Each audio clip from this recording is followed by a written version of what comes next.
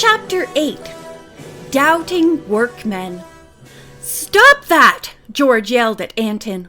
She grabbed his arm, and as Nancy staggered away, George buckled the man's knees and flipped him over her shoulder.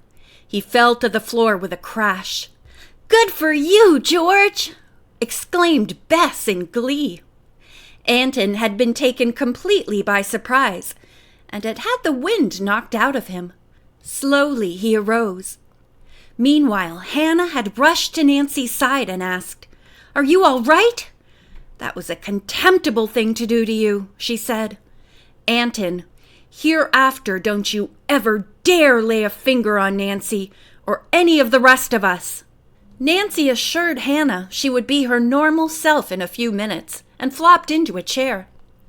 Anton looked at her, then said grudgingly, "I didn't mean to hurt you.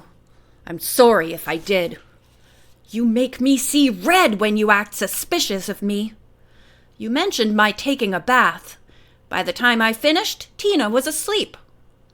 It worried me that since I'd been away all day, the machinery might not have been switched off in the packing house. I went to investigate.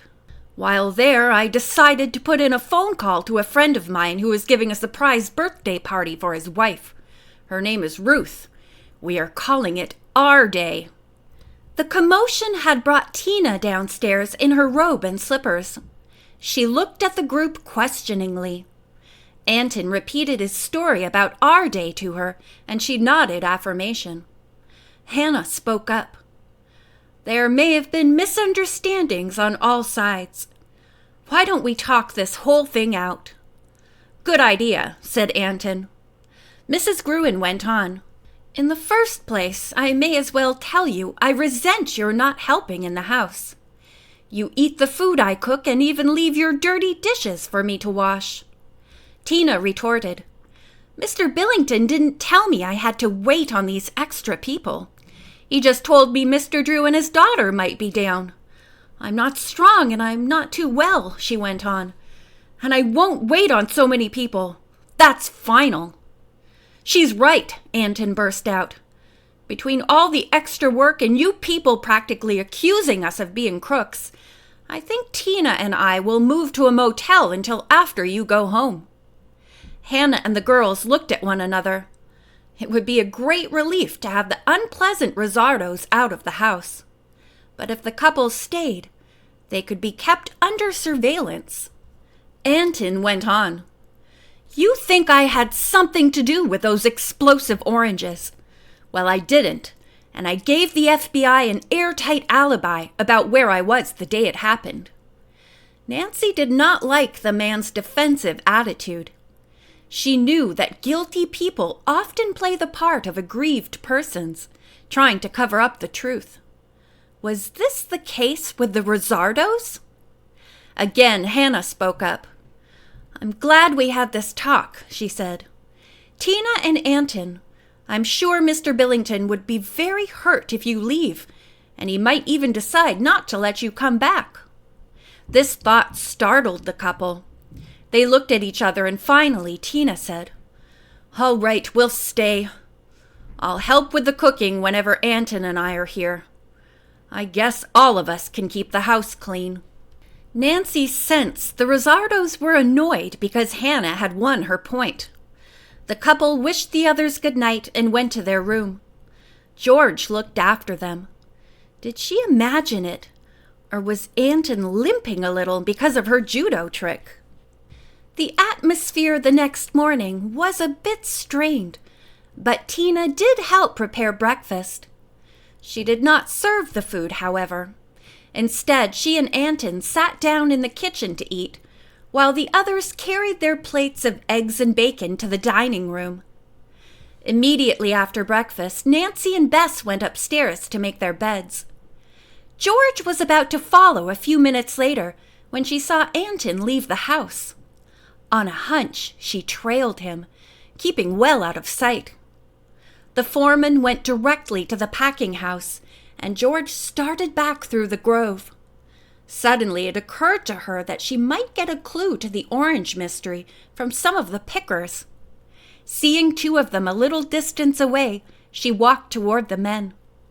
When George came near, she heard one man say, "I wouldn't trust that guy any place." His companion replied, "Me neither." The other man said laughingly, "I'll bet you the boss is making a killing for himself."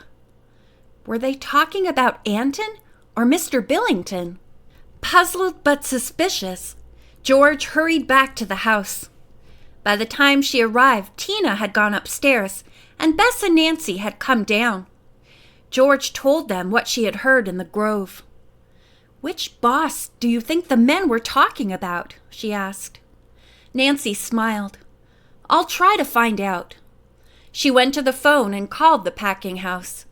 When a man answered, she said, "I'd like to speak to the boss." "Okay, I'll call him," the worker replied. He yelled, "Anton, you're wanted on the phone." Noiselessly, Nancy put down the receiver and reported to the other girls. "Shall we go tackle him?" George asked. "I'm sure he's double-crossing Mr. Billington." Nancy agreed but said, "I have a feeling that today Anton will be on his good behavior. In the meantime, let's try once more to get into the Webster house. I can't wait to see the inside." "How are you going to accomplish that without a key?" Bess queried. Nancy said she would start by going back to Mr. Scarlett's office. She might be able to learn something from nearby store owners. When the girls reached the realtor's office, they were surprised to see the door open. Lovely, low singing was coming from within. Wondering what was going on, the three callers walked inside. A stout, pretty woman was singing a lullaby as she dusted the furniture. Upon seeing the girls, she smiled broadly and said, "You want Mr. Scarlett?" "Yes, we do," Nancy replied. The pleasant woman jerked her thumb toward a closed door. "He's in there."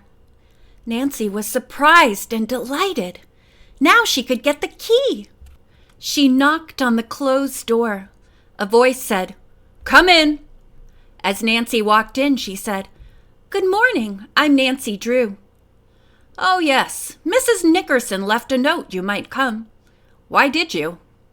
"To have you show me the interior of the Webster house," she answered. The realtor scowled. "Don't you know I'm on vacation?" "Your sign said so, but you seem to be right here," the young detective replied with a smile. "Well, I am on vacation.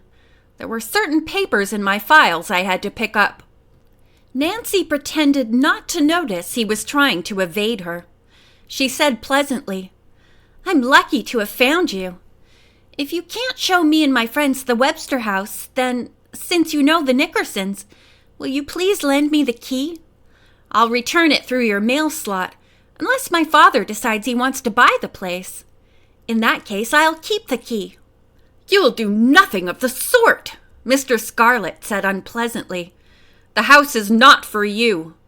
You wouldn't like it, and there are lots of things the matter with the place." "Like what?" Nancy asked. Mr. Scarlett frowned. "It's not necessary for me to go into that." Nancy was not ready to give up yet. She smiled.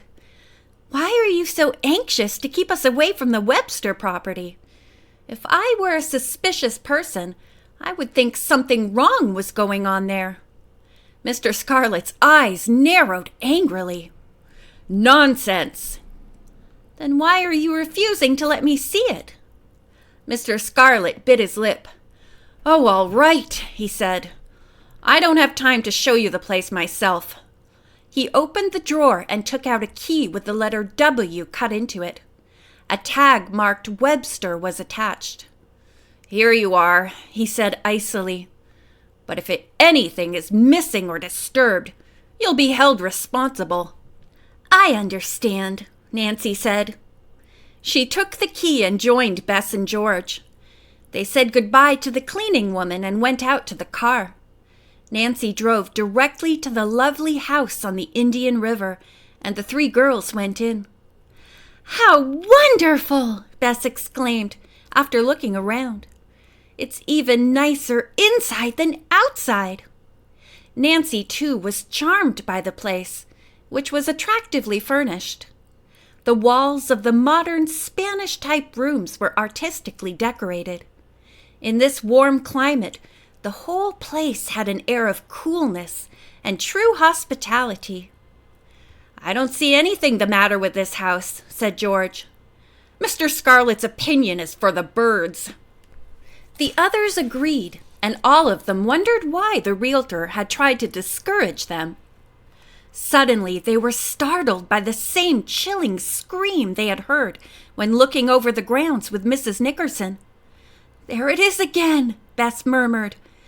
"Ugh, I wouldn't want to live here with that gross thing next door." "Let's find out what it is," Nancy urged. "Not me," Bess said firmly. "Don't be chicken," George chided her cousin. Reluctantly, Bess went outside and Nancy locked the door. The girls hurried toward the heavy wire mesh fence. There was another scream, followed by a snarl.